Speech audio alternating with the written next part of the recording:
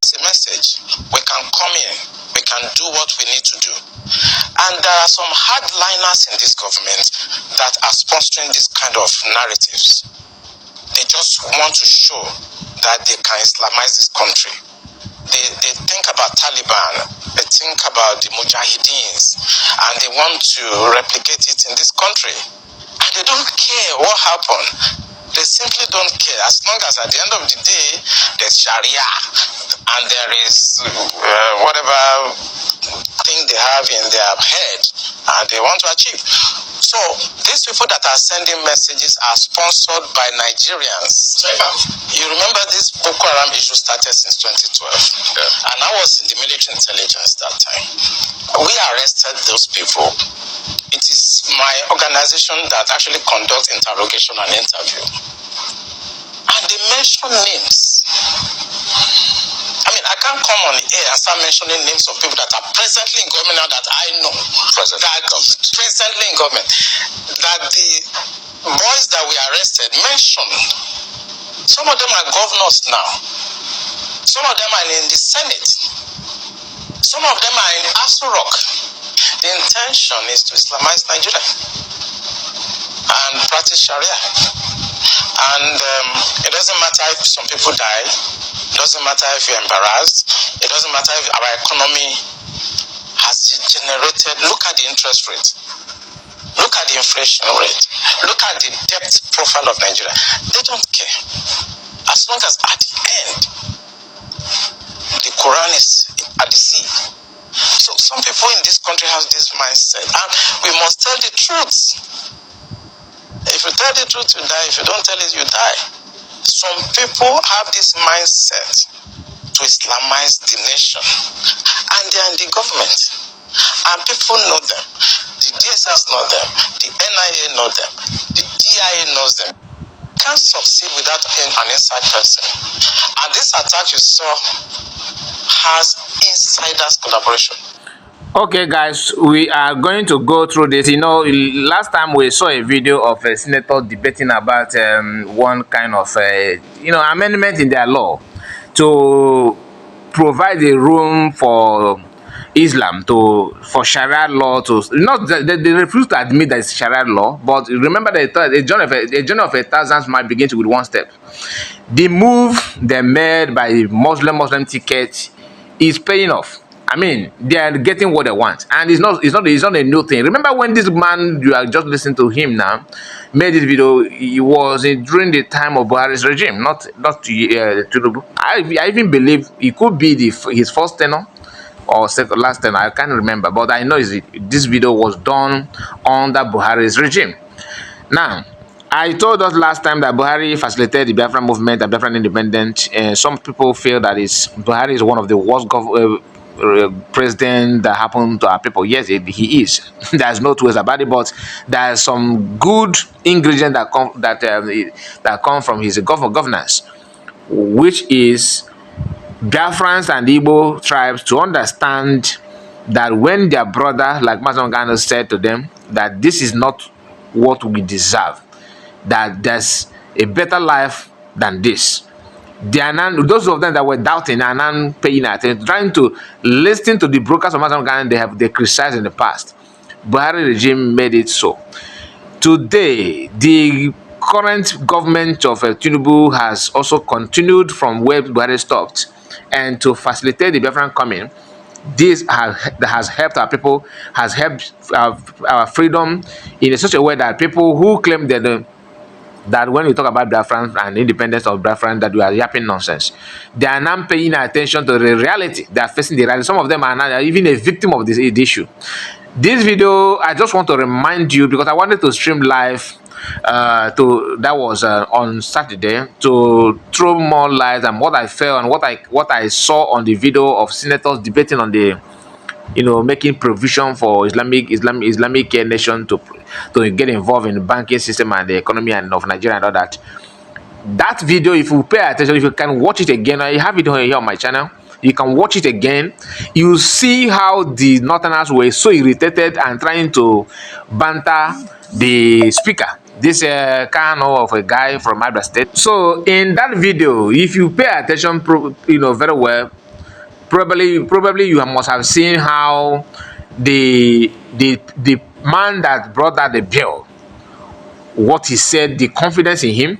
Then the people that speak after him to back the bill up from the northern part, all of them are Muslims. Now listen, I'm not surprised that they are Muslim.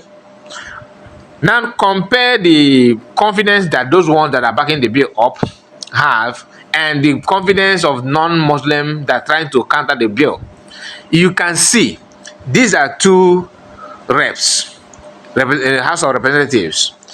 They are two different people. They are the same position in the Senate, in their House of Rep. Now, but the confidence and the strength, yeah, confidence in them they are different, because those from the south, Yoruba and Igbo, there's no Igbo man that said something on that video. I mean, people from the so-called five eastern part. Yes, you may say that some Biafrans are there, because there's someone from River State that's commented and all that. I can't remember, I can't recall, but all I know that all of them that says something lack confidence, because they are afraid of the whole thing. They are not going to tell you everything. You don't wait for them to tell you, look, we are finished here. No, they're not. Even Khan himself, the speaker himself, understand the agenda. That's why he said, cleverly he said something. He said, this is you, not me. That you guys are the one passing the bill, not me. He just say who is supposed to say nah, who is supposed to say nay. And of course, nothing as we win. Why? And that will bring me to another issue. When you hear that Kaduna State have more local government than others, because those House of Reps, they are there based on the number of local governments, if I'm not mistaken. Meaning that they have more members in the chamber than other people. You can't compare the number of people from the north in the chamber to the people from the south, southwest or southeast. You can't compare the numbers. That's why they're always quick to tell you, let us vote, let us can't vote, because they know they have more members. Just like what Tinubu used. After rigging the election, throwing his new format of corruption and everything to destroy the so-called obedient Ndokoko and rig himself into power. What did he say next? Go to court, because he knew in the court is the authority is in his hands. Somebody that manipulates INEC, is it the judicial system that he's not going to manipulate? This is the order of the day. Your so-called governor, they are aware of the rotten system, but why they always keep short is because, one, people from the north and the east and the west, or when I mean there's people from the north are different from the people from the south. When I say south, I'm talking about including Oduduwa land and Igbo land, all these tribes. You understand? From southern part. Northerners are not the same thing with them. Northerners have conscience than them. They have conscience to call a spade when it's against their people. A northerner who actually is in Senate, for example, will not support any bill, even though that bill will pay him more money than the other option. He will go against the bill as long as it's against the North. Nobody in the South could do that. Nobody in the South will stand against any bill that he himself will cash in or cash out, okay, more money from than the going against it. If for example, I'm not in support of any creation of state and all that, but let me use it as an example. If creation of a state will give them more money, okay, they will support it. But if the Northerners raise their voice, roar at them, they will go back to their shield. They won't say anything. But if the Northerners kick against it with money, like they kick against the state, they know that having the state could benefit them, for example, and Northerners say no, that it's going to affect the money they will share among themselves. The Southerners will weigh the money that which of them will pay us more money. Is it going against the state or supporting the state? They will always choose the option that will pay them more money, personal individual money. A Northerner politician will not do that. That is different. Anyway, this is not to rant like I'm calling for revolution on the Nigerian government. No, My own is the Nigerian government should continue what they're doing. They should not change anything, but allow us to go so that you can manage the country the way you want it to be. Because when you hear Islamization, that they want to Islamize everybody, some people think it's a joke. When Master Khan said it, they say he's yapping nonsense. That is not possible. I saw even the video that I upload on my channel here. So one of them, I think a Northerner, that if actually that Northerners want to Islamize Nigeria, they would have done that under Babangida and all that.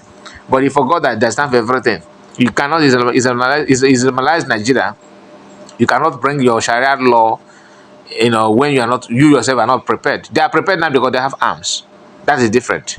Anyway, my people, thank you so much for your time, and please tell me what you think about this video and share it. Comment, and I want to know your comment. And don't forget to like the video, because some of you don't like the video, just watch and go. It's unfair. It's unfair. Subscribe if you are new. Bye bye for now. Thank you.